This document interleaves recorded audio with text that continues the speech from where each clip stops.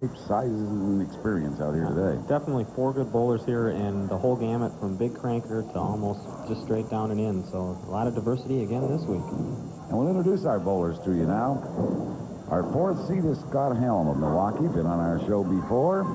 Scott just about to leave the ranks of the single people, and he'll take on Gary Schmit of Port Washington, who's also no stranger to bowling with the champs. The winner of that game will advance against Tom Evans from Waukesha, a first-timer, and then the winner takes on Mark Munch, who is from Oshkosh. So back-to-back weeks we've had Oshkosh bowlers on the show, but I guess the most experience as far as champs bowling at least is concerned, our first game. Yeah, Scott's been on before, and then Gary Schmit, of course, he's kind of been the snake pit guy who was a victim of Jace Peterson's 824 a couple years ago. I know he's been on 5 or 6 times. He really would like to get beyond some of the bad things that have happened to him before on this show. We'll see what happens today. Game 1 comes up right after you watch this.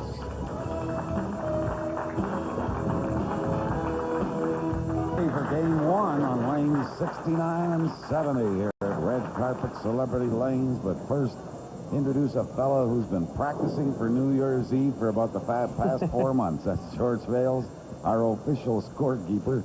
And, of course, he has George's Wilson House in downtown Port Washington. And Gary Schmit, whom you see now with Scott Helm, told me to say, when you mention that, say just a half a block from Regatta Lanes, also in downtown Port Washington. And, of course, Gary's the proprietor there of Regatta Lanes, bowling alley in the Port. And here's Gary Schmit, who's going to start off.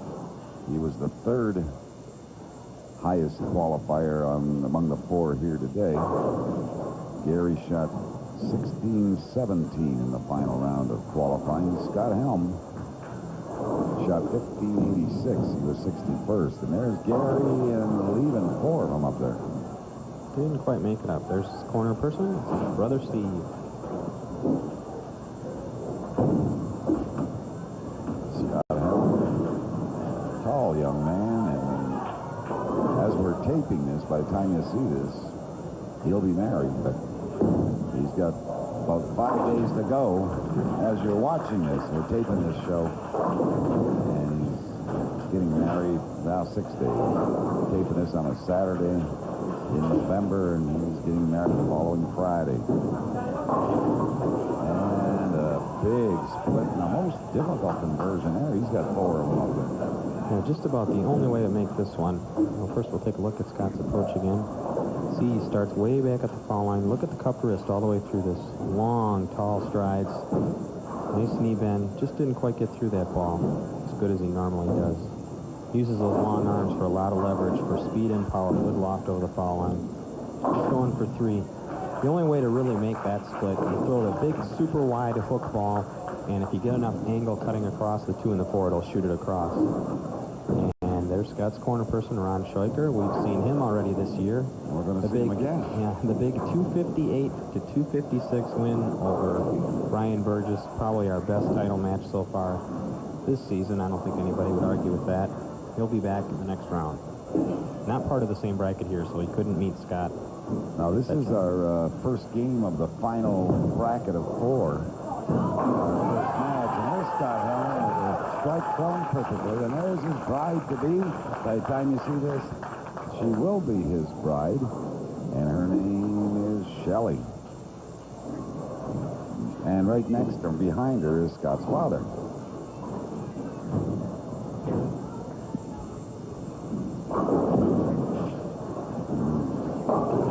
Boy, Gary was a washout. Ball just not coming up there for him. And he was getting it up in practice, too. I just think he just kind of lost these couple of shots here. Just off his hand. He takes off that wrist device to shoot the spares. Good shot. Yeah, he clobbered that spare. Gary, as Jeff alluded to earlier, in the 1989 semifinals on Bowling for the Champs, Jace Peterson went on to win the championship. But in the semifinal match, that was back where we had 3 games of bowling by each bowler. Jace Peterson, boy, we got a pin halfway up the lane there. Jace Peterson shot 824 all-time high 3-game series. And on the sheet we get him to fill in. Gary Schmit jokingly laughed. Any additional remarks you wish to make? He said, Jace Peterson was lucky when he had 24 against me in the '89 semifinal. That's a lot of luck, isn't it? Yeah. Well, it's true. You do have to have good fortune to shoot a score that high as far as carrying the strikes, but you have to bowl pretty good to shoot 824 too. Hey, we're going to bring George into action here. Oh, no, here comes the young Here comes man. the claw. Yeah, there we go. Boy, he shot that pin a long ways. All the way up the lane. Yeah, we're clearing. What the delay is, there was a pin in the channel there. We're waiting to get it cleared on 70, and it is cleared, and Gary's ready to go on 69.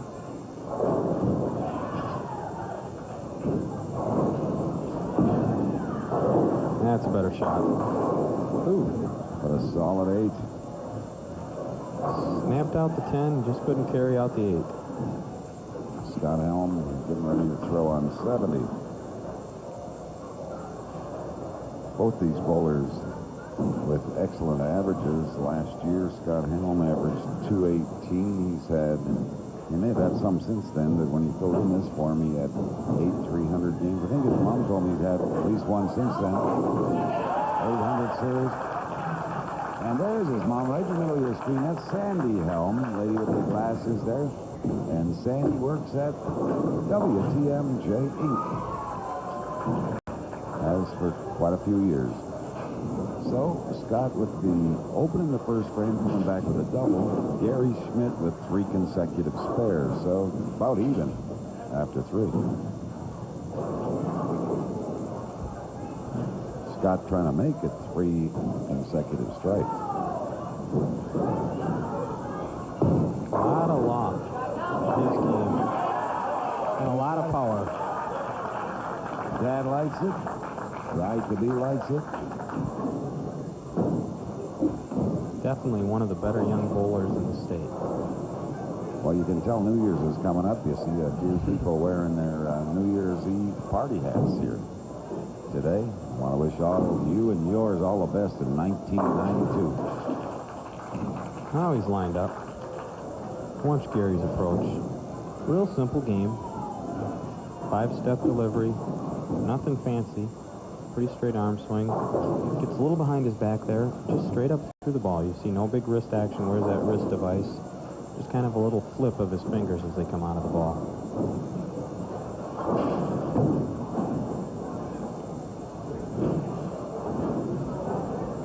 On 69. Right there. Well, the problem he had with the ball not coming up first couple of frames, he obviously has made some kind of adjustment. I think it looked like he moved his feet a little bit to the right. He may not have quite been lined up in his practice balls. And got a little moved over, and he certainly is lined up now. Scott Helm here won the state match all events in 1991. Also the state singles. There was up near the leaders there. Third time he's made bowling with the chance. And that's a tough break. Caught the head pin, but no action. It's set in the left channel. Only gets the 5 count. And a tough spare. Scott's 25. He's an insulator for Amundsen Insulation. Lives in Milwaukee. Trying to bring in this spare. Too far left. More ways to miss that one than there are to make it. That many pins. Easy to chop or get too far one way or the other. He says he enjoys bowling, Scott says, because of the competition, people and friends, and money. And when you're getting married, as you're about to learn, too, you can use money.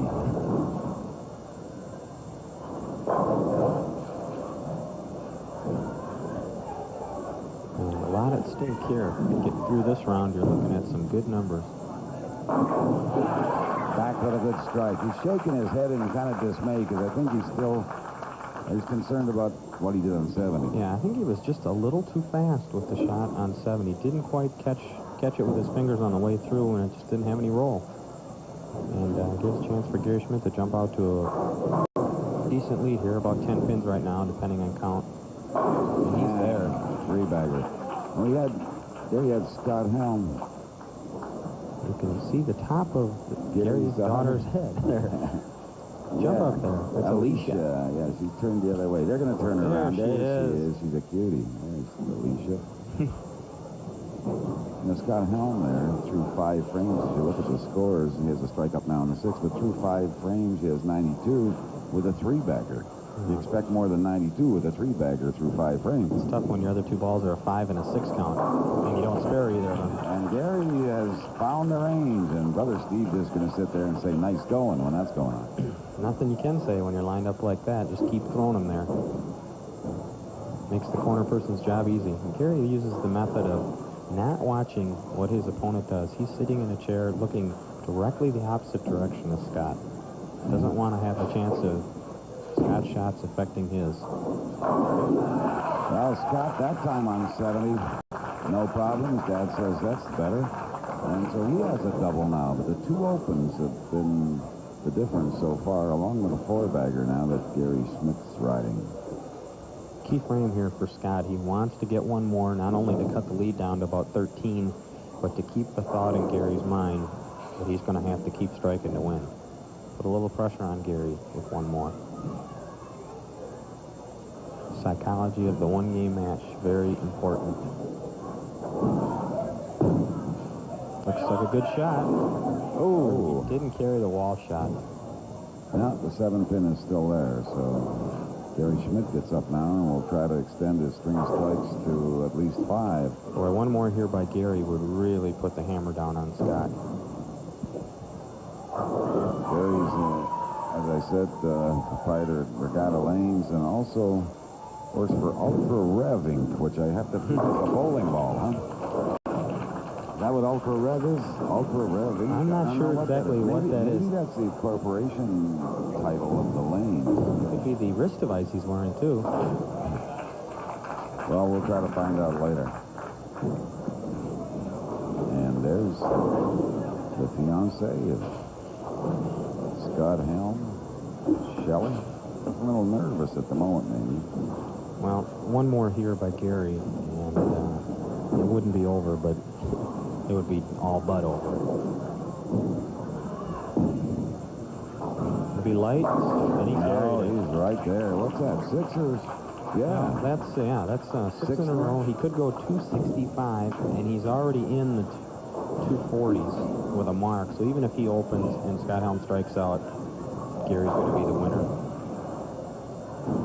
So for Scott to have any chance, he'd have to strike out something very weird. Would have to happen to give him a foul or a Del Ballard or something. Now, that's too bad because Scott hasn't thrown that bad a game. He's got 1 wall shot, 7 that he didn't carry, and 2 bad shots that turned into opens. 6 strikes and 9 frames, and he's trailing badly. Yeah, I mean, he's got potential 221, and that would have won a lot of games this season, but not this one here today.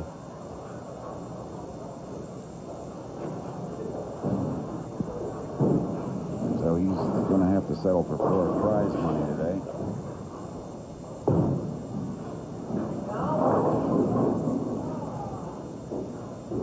Continues to 5. It can be over so fast in a one-game match. He had the lead, or was basically even through the 4th frame, and then all of a sudden that mistake in the 5th, and he was down 20, 30 pins almost instantaneously. Gary continues just to face away from the action in front of him. Now he's going to get up. On the form we give the bowlers to fill out, why do you enjoy bowling? Gary said, it's the only thing I'm good at. List other sports you participate in. Golf, I assume he's not very good at it. Well, one thing he's looking at here is 3 strikes in the 10th. Not only the Brewer box seats would be won, but he'd have 9 in a row, which would be our season high. Right now it's 8. So Scott with a 201 game as he gets the last ball for a strike, and Gary, boy, making it look easy. That's 7 in a row.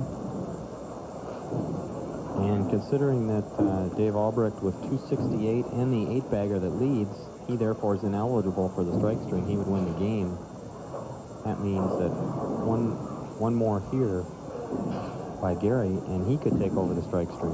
Oh, and he walked away from that. He didn't throw the now one. he entered it into a tie. Dave Albrecht holds the tie game through the rest What of do the we year. have from Gary Dereshevsky? Because he shot 265. 7 in a row. There's several 7. guys with 7 in a row now. Okay. Gary Schmit being one. So Gary Schmit, Steve Sonnen, Gary Darashevsky, and Ron Schoik are all with 7 in a row. So we're going to get a 252. Am I correct there for Gary Schmit? Yep. 252 to 201. Excellent bowling here in game number 1. Stay with us. Moving in is Tom Evans to take on the hot Gary Schmit right after this.